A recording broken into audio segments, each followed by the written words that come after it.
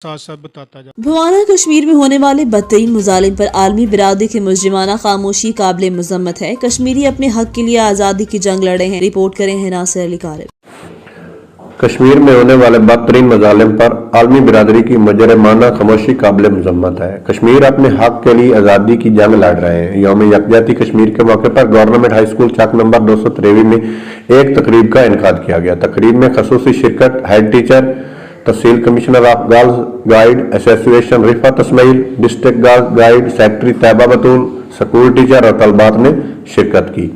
इस मौके पर तलबात ने प्ले कार्ड पर पाकिस्तान के नक्शे के साथ मकबूजा कश्मीर का नक्शा बनाया।